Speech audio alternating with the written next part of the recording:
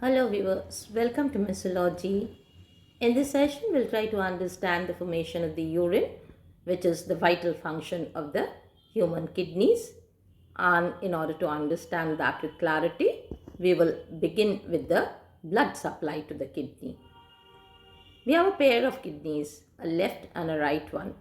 And each of these kidneys receive a renal artery.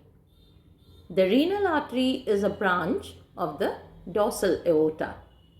This renal artery, when it enters into either the left or the right kidney, before entering further, it starts branching and rebranching so that it can form huge number of afferent arterioles.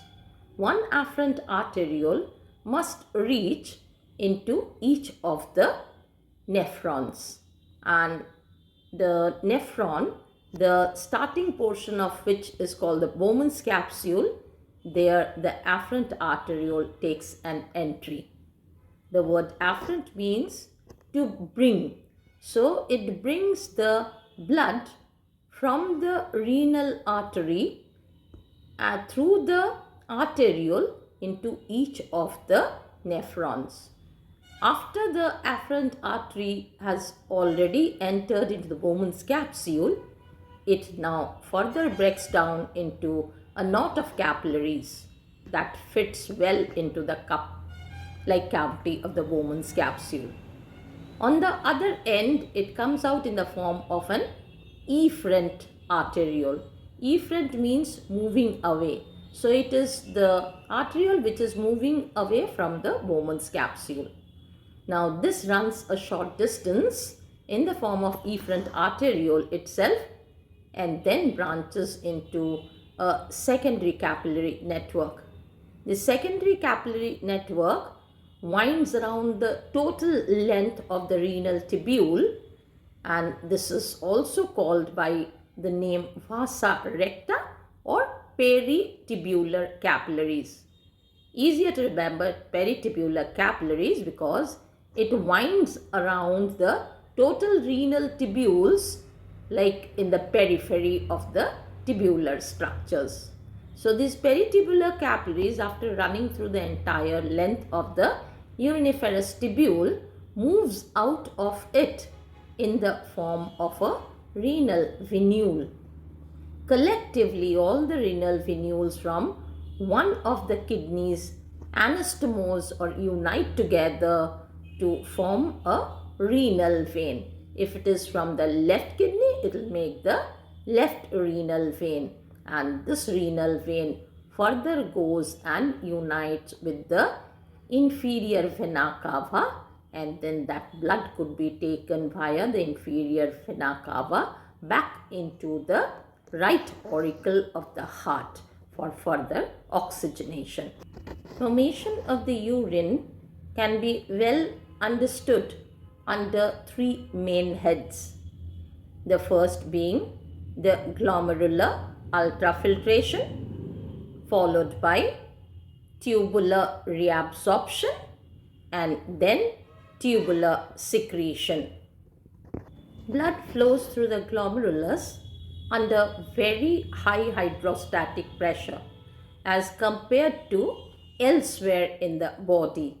This is indeed brought about by the difference in the diameter of the afferent and the efferent arterioles. The afferent arteriole, which brings in the blood into the glomerulus, has a thicker lumen or a larger diameter. So, greater amount of blood flows into the glomerulus through the afferent arteriole. But while moving out through the efferent arteriole, the pressure is increased because here it has a thinner diameter, and that is the thinner lumen is present in the efferent arteriole. This helps in ultrafiltration, that is, most of the liquid part of the blood called the plasma with its dissolved contents, even the useful substances, filter out through the glomerulus, and that falls into the Bowman's capsule. The lining of the Bowman's capsule fits so well along with the lining of the capillaries that they allow the sipping of this glomerular filtrate further through the renal tubules, and this fluid is called the glomerular filtrate. This glomerular filtrate is indeed very much dilute because it takes away most of the plasma getting filtered through the capillaries. On the other hand, the substances along with the little plasma that moves out through the efferent arteriole is now much denser or concentrated, because all that it contains are the blood corpuscles and a little amount of the plasma along with it. So what it needs is not only filtration, it needs further steps to be taken so that the osmotic concentration of the blood could be retained, which would establish homeostasis in the body. This glomerular filtrate not only contains the nitrogenous metabolic waste, but it contains several other useful substances like glucose, important salts, which are also dissolved in the plasma, and these need not be excreted out of the body in the form of urine. That's why there is need for reabsorption. Now, why we call this step as reabsorption? It is called reabsorption because the first absorption had already happened along the gut or the inner lining of the digestive tract for all the useful substances produced after digestion. So now when we are having a second round of absorption of the useful substances from the blood in the renal tubules, we give it a better name as tubular reabsorption.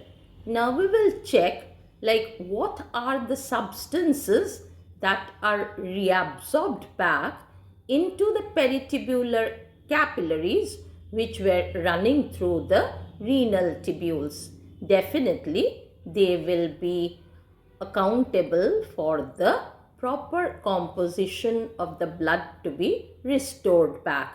So all useful substances will be absorbed back into the peritubular capillaries from the renal tubule.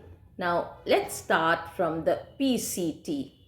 In the proximal convoluted tubule, there will be absorption of good amount of water, which may be as high as 65%. More than that, there will be 100% absorption of glucose back into the peritubular capillaries. It will also reabsorb back the sodium, potassium, and some of the chloride ions from the renal filtrate or from the glomerular filtrate passing through the renal tubule. It also reabsorbs back the bicarbonates right in the PCT. Now, when it follows down from the PCT into the loop of Henle, the descending loop of Henle is permeable to water.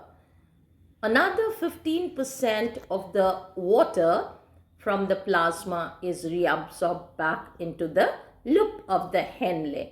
While moving through the ascending loop of the Henle, which comes as the next portion in the loop of Henle, it is permeable to the salts. So basically the sodium ions and the chloride ions are reabsorbed back into the peritubular capillaries from the lumen of the renal tubule here. The next portion that follows is the DCT. In the DCT also, 15% of the water is again reabsorbed back. Now this 15% of water along with any other useful substances whichever may be present still in the glomerular filtrate, those two are reabsorbed back into the DCT itself. Finally, it goes through the collecting duct or the collecting tubule. Here in the collecting tubule, the last portion of the water which could make the blood in the right osmotic concentration, which may go as high as 4%, that is reabsorbed back in this area. It could be some amount of sodium or potassium ions also. If they are not in the right proportion in the peritubular capillaries, they too will be reabsorbed back. Then we finally come to the tubular secretion. This tubular secretion happens in the later part of the renal tubule, because this is finally to re-establish the homeostatic concentration of the blood, or to keep the isotonic solution of the blood equally throughout. In this case, we would find the major part is played by the DCT and the collecting duct. In the DCT, the potassium ions are secreted back into the renal tubule for excretion. It also excretes out the hydrogen ions. More than that, there are a large number of foreign substances which might be in the form of drugs that might have been taken into the body. Those are also secreted back into the lumen of the renal tubules. Along with this, the major nitrogenous waste products, that is the urea, uric acid, they too are secreted into the lumen of the distal convoluted tubule. And finally, while passing through this glomerular filtrate through the collecting duct, we now call it as urine. And before this urine could be thrown out of the body, or that they go and get stored in the urinary bladder for temporary storage, it has to be rechecked if any of the substances who are toxic yet present into the peritubular capillaries, then they will be secreted back into the lumen of the renal tubule, and they may indeed account for any portion of creatine or creatinine, that is the organic nitrogenous substances, or any portions of hydrogen ions or potassium ions who need to be excreted, or any other toxic substance or coloring reagents that has been there into the blood. They will all be excreted out, because here tubular secretion will ensure that they are poured back into the lumen of the collecting duct, and thus it will now come out through the union of the collecting ducts, forming the ureter, who will transfer this urine into the urinary bladder for temporary storage. And from the urinary bladder, it will be expelled out intermittently whenever it accumulates to an amount of 150 to 300 ml and the pressure is felt. A total of 1.2 to 1.5 in maximum is the amount of the urine which is formed in the body, and This will be thrown out of the body from time to time through the urethra, which opens out through a urethral pore. Thank you for watching. Please do like, share and subscribe to my channel.